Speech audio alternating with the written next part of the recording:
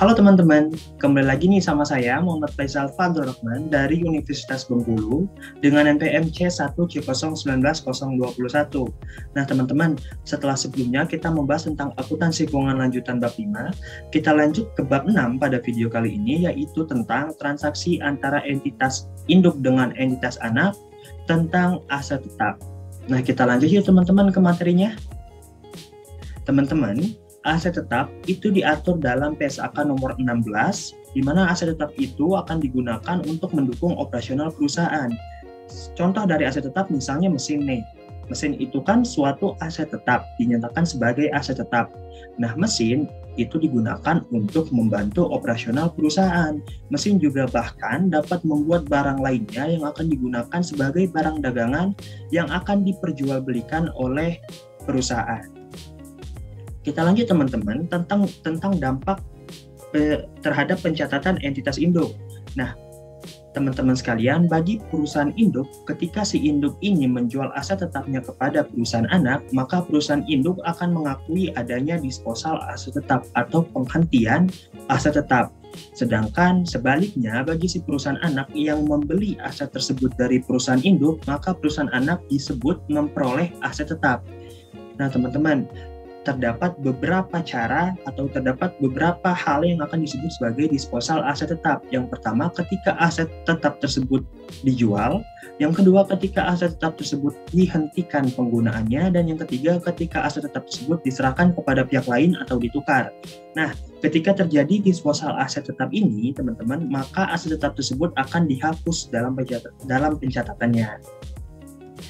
Lebih lanjut teman-teman, dari transaksi antara penjualan aset tetap dari entitas induk ke entitas anak tadi, maka perusahaan yang memiliki aset tetap atau perusahaan induk tadi akan mencatat adanya keuntungan ataupun kerugian. Keuntungan ataupun kerugian ini ditentukan dengan membandingkan antara selisih nilai jual aset tetap tadi dengan nilai buku aset tetap. Nilai buku aset tetap itu didapatkan dengan menjumlahkan harga perolehan aset tetap dikurangi dengan akumulasi penyusutan.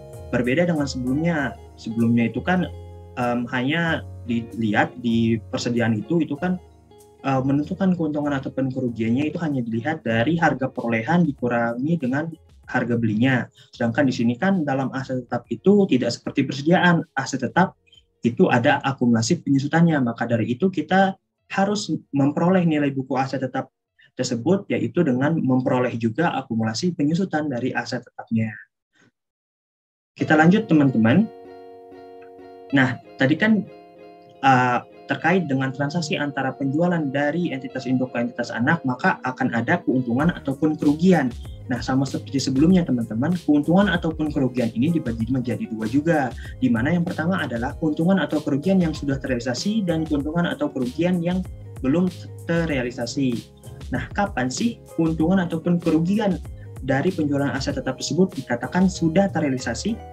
Nah, keuntungan ataupun kerugian aset tetap sudah terrealisasi itu ditentukan oleh jenis aset tetap itu sendiri, teman-teman. Di mana untuk jenis yang pertama adalah aset tetap yang bisa disusutkan, dan yang kedua adalah aset tetap yang tidak bisa disusutkan. Untuk kita masuk yang pertama, yaitu aset tetap yang bisa disusutkan. Kita ambil contoh sepertinya peralatan. Nah, teman-teman, peralatan itu dikatakan keuntungan ataupun kerugiannya sudah terrealisasi ketika peralatan tersebut sudah dimanfaatkan atau sejalan dengan pemanfaatan aset tersebut. Sedangkan untuk contoh yang kedua, yaitu aset tetap yang tidak dapat disusutkan, kita ambil contoh misalnya tanah. Nah, teman-teman sekalian, untuk tanah itu dikatakan keuntungan ataupun kerugiannya atas penjualan tanah tersebut ke entitas anak sudah terrealisasi itu ketika tanah tersebut sudah dijual oleh pembeli, atau pembelinya kan si entitas anak tadi. Jadi tanah tersebut itu sudah dijual kembali kepada pihak non afiliasi oleh si entitas anak. Jadi ketika anak tersebut sudah menjual tanahnya yang didapatkan dari entitas induk kepada pihak non afiliasi, maka hal itu bisa dikatakan entitas induk akan mengakui keuntungan ataupun kerugian yang sudah terrealisasi. Kita lanjut ke contohnya teman-teman sekalian. Nah, di sini kan ada contoh nih tentang dampak penjualan tanah terhadap pencatatan entitas induk dan anak. Kita ambil contoh. PT Palapa atau PTP memiliki 100% saham atas PT Samudra atau PTS. Jadi bisa dilihat dengan jelas bahwa PT Palapa adalah entitas induk dan PT Samudra adalah entitas anak. Berikut adalah informasi terkait transaksinya. Yang pertama, peristiwa 1, PTP memperoleh tanah dari pihak non-afiliasi seharga 900 juta. Peristiwa 2, PTP menjual tanah tersebut kepada PTS, yaitu kepada entitas induk, senilai 1 miliar. Dan peristiwa ketiga adalah PTS menjual tanah kepada pihak non-afiliasi seharga 1,2 miliar. Pertanyaannya adalah bagaimana pencatatannya dan juga jurnal eliminasi yang harus dibuat pada saat penyusunan laporan keuangan konsolidasian jika. Nah, terdapat 3 skenario teman-teman. Kita masuk kepada skenario yang pertama. Jika seluruh peristiwa tersebut, peristiwa 1, peristiwa 2, dan peristiwa 3 itu terjadi pada tahun 2015. Jadi semua peristiwa tersebut terjadi di periode berjalan. Nah, jika demikian, maka PTP akan melaporkan adanya keuntungan sebanyak 100 juta rupiah atau 100 juta itu didapat dari PTP memperoleh tanah dari pihak non-afiliasi seharga 900 juta, kemudian dia menjualnya kepada entitas anaknya sebanyak 1 miliar. Jadi ada keuntungan yang diakui oleh PTP yang sudah terrealisasi teman-teman karena tanahnya sudah habis dijual ke pihak non-afiliasi oleh entitas anak. Nah, keuntungan yang diakui oleh PTP itu adalah 100 juta. Didapat dari dia memperoleh 900 dan dia menjualnya ke entitas anaknya sebanyak 1 miliar. Lanjut teman-teman, sedangkan PTS membukukan keuntungan sebesar 200 juta rupiah. 200 juta rupiah ini dapat dari dia menjual kepada pihak non-afiliasi seharga 1,2 miliar, sedangkan dia memperolehnya itu dari entitas induk senilai 1 miliar. Jadi 1,2 dikurang 1 miliar, jumlahnya adalah 200 juta. Untuk poin kedua teman-teman, keuntungan atas penjualan tanah ke entitas anak yang diakui oleh PTP sudah terrealisasi karena tanah tersebut sudah dijual habis ke pihak non-afiliasi. Nah, seperti yang kita jelaskan sebelumnya teman-teman, jadi kan tanah itu telah terrealisasi ketika si entitas anak, di mana kita menjual, si induk menjual ke anak, dan ketika anak tersebut sudah menjual habis ke pihak non-afiliasi, maka terdapat keuntungan ataupun kerugian yang sudah terrealisasi. Untuk poin ketiga, teman-teman, tanah tidak akan muncul lagi di laporan keuangan PTP, PTS, maupun laporan keuangan konsolidasian karena pada periode ini tanah tersebut telah habis terjual ke pihak non-afiliasi. Dan yang keempat, tidak ada jurnal tambahan yang perlu dibuat PTP dan tidak terkait dengan transaksi hulu penjualan tanah tersebut. Dan tidak ada juga jurnal eliminasi yang harus dilakukan oleh PTP. Nah, teman-teman, berikut adalah tabel tentang dampak dari jurnal eliminasi terhadap laporan keuangan konsolidasian. Di sini terdapat 2 akun, teman-teman. Yang pertama akun tanah dan akun keuntungan penjualan tanah.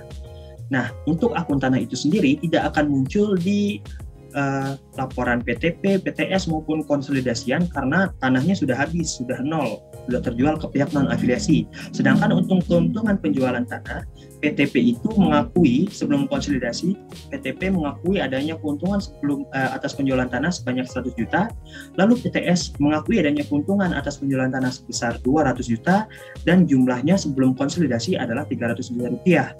Lebih lanjut, tidak ada eliminasi yang dilakukan, tetapi dalam konsolidasian, keuntungan atas penjualan tanah yang diakui adalah 300 juta rupiah. Hal ini didapat si PTS menjual ke pihak non-afiliasi sebanyak 1,2 miliar rupiah, sedangkan harga perolehannya adalah harga perolehan yang diakui itu dari pihak non-afiliasi sebanyak 900 juta rupiah. Jadi 1,2 dikurangi 900 juta, maka hasilnya adalah 300 juta.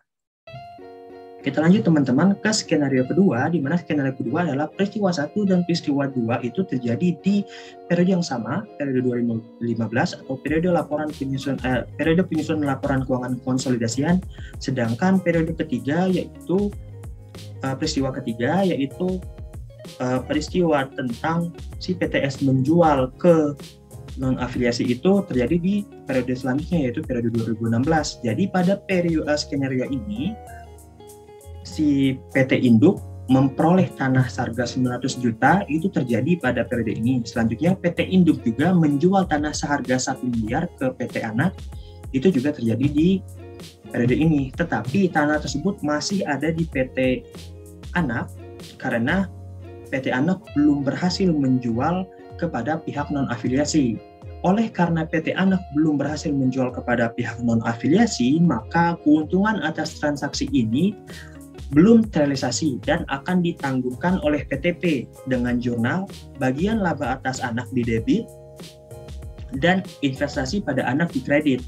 Nah, jumlahnya adalah 100 juta rupiah, teman-teman. Karena keuntungan yang belum terrealisasi jumlahnya adalah 100 juta, di mana 1 miliar menjual, memperolehnya 900 juta. Kan keuntungannya 100 juta, tapi belum terrealisasi, maka akan ada pencatatan jurnalnya.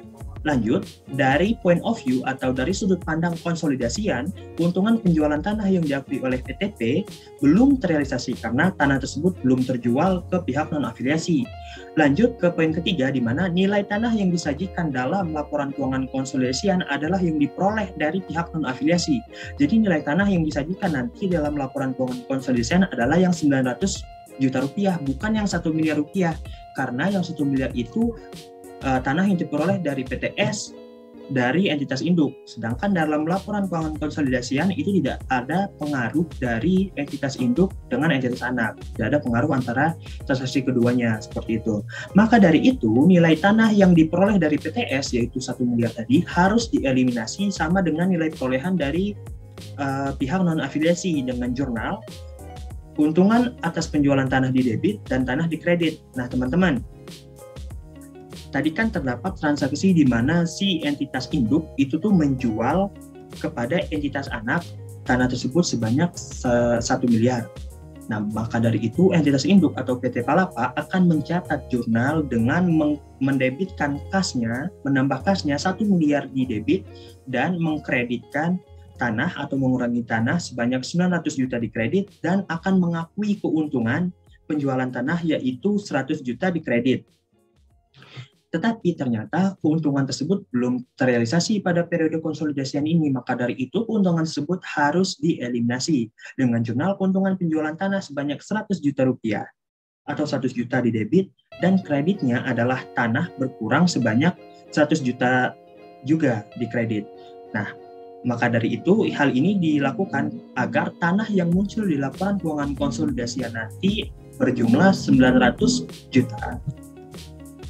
Nah, kita masuk kepada dampak jurnal eliminasi terhadap laporan keuangan konsolidasiannya, teman-teman, di mana tanah di PTP pada skenario 2 ini, tanah di PTP-nya itu telah habis karena telah dijual ke PTS semuanya. Dan tanah di PTS masih ada sebelum konsolidasi itu jumlah 1 miliar. Maka sebelum konsolidasi jumlah dari tanah itu adalah 1 miliar. Selanjutnya dilakukan eliminasi di mana tanah tersebut dikreditkan atau dikurangi sebanyak 100 juta, maka dalam laporan keuangan konsolidasian tanahnya berjumlah 900 juta. Itu tuh sesuai dengan perolehan tanah dari pihak non-afiliasi. Untuk akun kedua, keuntungan penjualan tanah sebelum konsolidasian, PTP itu mengakui adanya keuntungan penjualan tanah sebanyak 100 juta. Tapi kan keuntungan tersebut belum terrealisasi karena tanah tersebut belum berhasil terjual. Maka dari itu keuntungan tersebut harus dieliminasi sebanyak 100 juta di debit. Maka dari itu dalam konsolidasian tidak ada keuntungan atas penjualan tanah yang diakui. Nah, kita lanjut ke skenario ketiga, teman-teman. Di skenario ini kebalikannya dari yang skenario sebelumnya, di mana dalam skenario 3 ini peristiwa ketiga saja yang terjadi di tahun 2015. Sementara peristiwa 1 dan peristiwa 2 telah terjadi di tahun 2014. Jadi pada skenario ini hanya peristiwa penjualan dari entitas anak ke pihak non-afiliasi yang terjadi. Sedangkan peristiwa 1 dan peristiwa 2 terjadi sebelum periode konsolidasi perjalanan ini telah terjadi di periode sebelumnya. Nah, maka dari itu pada periode sebelumnya atau pada periode 2014 itu kan si PT Induk mengakui keuntungan atas penjualan aset tetap yang belum terrealisasi, itu tuh kan belum terrealisasi itu sebanyak 100 juta. Maka dari itu di periode sekarang itu tuh sudah terrealisasi karena sudah berhasil terjual ke pihak non-afiliasi. Maka dari itu si PTP akan mengakui adanya keuntungan yang sudah terrealisasi tersebut dengan jurnal investasi pada anak di debit sebanyak 100 juta karena kan dia menjual 1 miliar sementara memperoleh 900 juta dan sudah terrealisasi. Jadi investasi pada anak 100 juta di debit dan bagian laba atas entitas anak di kredit sebanyak 100 juta rupiah juga. Lanjut ke poin kedua, keuntungan atas penjualan tanah tersebut juga harus ditambahkan sebagai komponen laba rugi konsolidasian periode berjalan. Nah teman-teman, tadi kan pada saat si entitas anak menjual kepada entitas lain atau pihak non-afiliasi, itu kan entitas anak pasti mencatat keuntungan sebesar 200 juta karena dia menjual itu tuh dia mendapatkan kas sebanyak 1,2 miliar, sedangkan dia mengkredit di debit tuh kasnya tadi, sedangkan dia mengkredit tanahnya itu sebanyak 1 miliar, kan dia memperolehnya 1 miliar tuh tadi dari entitas induk, dan maka dari itu dia mengakui adanya keuntungan atas penjualan tanah sebanyak 200 juta. Baru selanjutnya dalam periode ini juga keuntungan yang belum terrealisasi atas periode sebelumnya itu kan ada 100 juta lagi. Maka dari itu nanti keuntungan atas penjualan tanah itu tuh ditambahkan 200 juta tambah 100 juta. Maka dalam laporan keuangan konsolidasian keuntungan atas penjualan tanah nanti akan berjumlah 300 juta. Lanjut, ilustrasi tersebut merupakan transaksi hulu, yaitu transaksi dari atas ke bawah, hingga jurnal eliminasi yang dibuat hanya mempengaruhi akun investasi pada entitas anak. Nah, kita lihat teman-teman dampak atas jurnal eliminasi terhadap laporan keuangan konsolidasian, di mana teman-teman pada skenario 3 ini tanahnya juga itu tuh habis karena telah berhasil terjual kepada pihak non-afiliasi semuanya, jadi tanahnya habis bernilai 0, sedangkan pada keuntungan atas penjualan tanah sebelum konsolidasian kan PTP itu tidak ada atas keuntungan penjualan tanahnya karena belum terrealisasi, sedangkan dan juga karena itu tuh terjadi di periode sebelumnya, sedangkan PTS itu kan sebelum konsolidasian mengakui adanya keuntungan sebanyak 200 juta karena dia telah berhasil menjual kepada pihak non-afiliasi, dan dilakukanlah eliminasi karena pada periode ini si PT Induk tadi sudah mengakui adanya keuntungan yang sudah terrealisasi, yaitu keuntungan penjualan dari PT Palapa ke PT Samudra sebanyak 100 juta, itu tuh sudah terrealisasi. Maka keuntungan atas penjualan tanah yang akan muncul di laporan keuangan konsolidasian adalah 200 juta ditambah 100 juta tadi, yaitu jumlahnya adalah 300 juta rupiah. Nah teman-teman sekalian, itu saja penjelasan dari saya tentang materi bab ini, bab 6 ini, yaitu tentang transaksi antara entitas induk dan entitas anak, tentang aset tetapnya. Nah teman-teman, terima kasih atas perhatiannya. Wassalamualaikum warahmatullahi wabarakatuh.